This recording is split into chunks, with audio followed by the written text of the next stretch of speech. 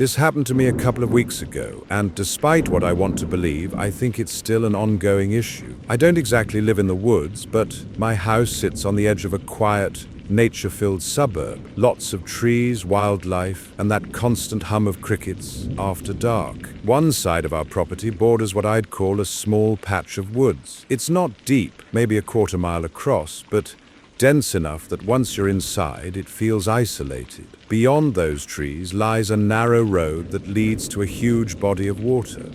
Growing up, I always assumed it was a reservoir, mostly because of the tall fences and the no trespassing and government property signs posted every few yards. But here's the weird thing, that reservoir doesn't appear on Google Maps or Apple Maps. Not a name, not a label, nothing. I've searched countless times, but there's no official record of it. My siblings and I used to joke about it, wondering what it really was. I run cross-country for my school, and that wooded loop, about 2 miles total, has become my training route. It's quiet, safe, and avoids the fast, twisting roads in my neighborhood. A few weeks back, I was on one of my runs when I heard rustling behind me on the way home. I brushed it off as an animal, but that night changed everything. A thunderstorm rolled in, loud, heavy, and beautiful. I had my window open to listen to the rain when, through the storm, I heard something else. At first it was faint, like soft sobbing. Then, clear as day, a woman's voice whispered just below my window, "Can you help me?" I'm cold. I jumped out of bed and bolted outside, the rain soaking me instantly. My only thought was that someone was in danger.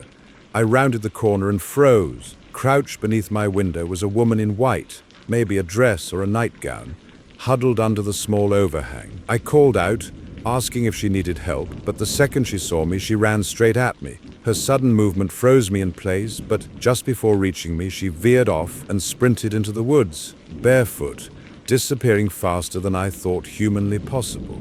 I woke my dad, and we checked the whole house, locking every window and door. We debated calling the police, but decided to wait until morning. We figured she was probably homeless or having a mental breakdown. But we were wrong. It wasn't over. A week later, during another run, I glanced through the fence at the mysterious reservoir.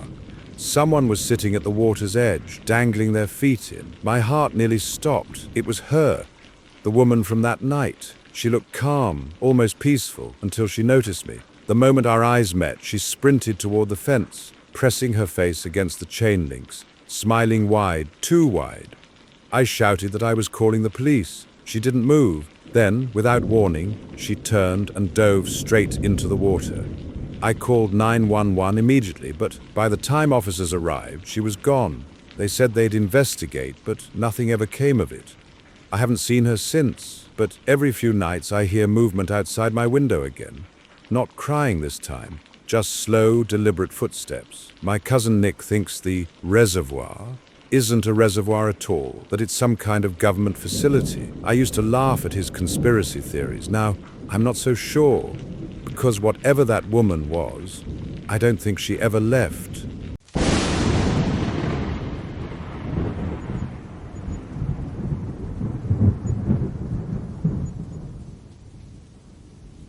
I'll just say it up front. I'm a middle-aged man in a failing marriage. My wife and I fight constantly to the point where I sometimes drive off just to escape. Normally I'd get a hotel, but that night I didn't want her knowing where I was. So I went to an old property I own, a defunct shooting range or warehouse, I'm not even sure.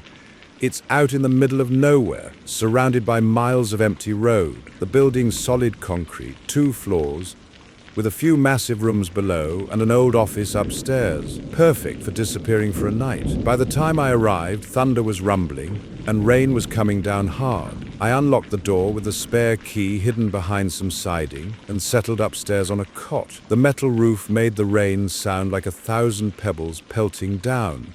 Loud but strangely soothing. Then I heard glass shatter. It came from somewhere downstairs. I froze, listening through the roar of the storm. After half a minute, I grabbed my rifle, a secret one I kept there, and crept down the stairs. Every step echoed. Room by room, I checked the building. In the far back room, I found it. One of the boarded-up windows had a hole punched through it. Shards of glass glittered on the floor, but no one was there. The hole wasn't even big enough for a person to squeeze through. I patched it with cardboard and went back upstairs, heart still pounding. An hour later, as I was finally dozing off, I heard footsteps below me, slow, careful, moving across the concrete. I froze at the top of the stairs, listening. The sound stopped, but not because I'd moved. I waited, minutes passed, nothing. I searched the entire place again, found nothing out of place, and even checked outside with my flashlight. No footprints, no tire tracks, no sign of anyone. I tried to calm myself, thinking the building's creaks were playing tricks on me. But then came the dragging sound. It was heavy, like furniture being pulled across the floor. I grabbed the rifle again, turned on every light, and shouted that I was armed. My voice echoed through the concrete halls, swallowed by the sound of rain. Nothing answered, nothing moved, but something inside me shifted. Every instinct screamed at me to get out. The air felt colder, heavier, like the whole building was holding its breath. I didn't question it. I packed up, locked everything, and drove home through the storm. It's been weeks since that night. I keep telling myself I'll go back, maybe install cameras, prove it was all in my head. But every time I picture that empty building in the rain, I get chills, because deep down, I know something was in there with me.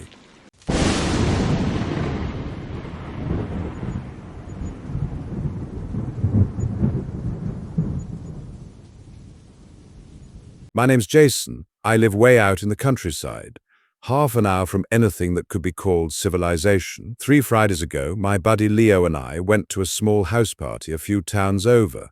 I was the designated driver, nursing 1 beer while Leo got absolutely hammered. By 1 a.m., I finally dragged him out of there. The weather had turned nasty. What started as drizzle became sheets of rain so heavy I could barely see the road. I slowed to 30, squinting through the downpour. Leo wouldn't shut up, first about my driving, then the music, and finally about how badly he needed to pee. After 5 minutes of him whining, I pulled over beside what looked like a cornfield. No lights, no houses, just empty farmland. He stumbled out before I even finished telling him not to wander too far. I grabbed my umbrella and stepped out too, walking in the opposite direction. The rain was deafening. Then something rustled near the car. I glanced back but saw nothing. A few minutes passed. Leo still hadn't returned. I was about to honk when I saw him sprinting out of the darkness, eyes wide with terror. He dove into the passenger seat, yelling, "Drive! Just drive!" I hit the gas without thinking. Between his shouting and the rain, it took me a moment to understand what he was saying. Apparently, he'd seen a figure in the field, someone he thought was me. The person walked deeper into the crops, and Leo, drunk and confused, followed. Then the figure turned around, and it wasn't me. Before I could process that, the car lurched. A sick grinding noise filled the air, a flat tire. I pulled over again, cursing. When I checked, I saw it. A screwdriver jammed deep into the sidewall of the tire. Someone had done it on purpose. Leo started panicking, insisting we leave.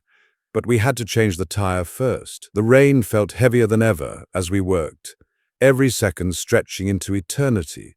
Then, out of nowhere, a woman's scream cut through the storm. It was far, but clear, sharp, terrified. Leo yelled that we had to help. I shouted back that we were leaving now. I threw the tools into the trunk and sped off as fast as the car would go. Leo called 911, shouting directions to the operator. But I couldn't bring myself to turn around. He called me a coward all the way home. Maybe he's right. Maybe there really was someone in trouble, but something about that scream didn't feel right. It felt staged. The police searched the area later and found nothing. No footprints, no tools, not even the flat tire we'd left behind. Leo thinks it was the woman who punctured our tire trying to get help. But if that's true, then what was the figure he followed into the field? And who or what was screaming?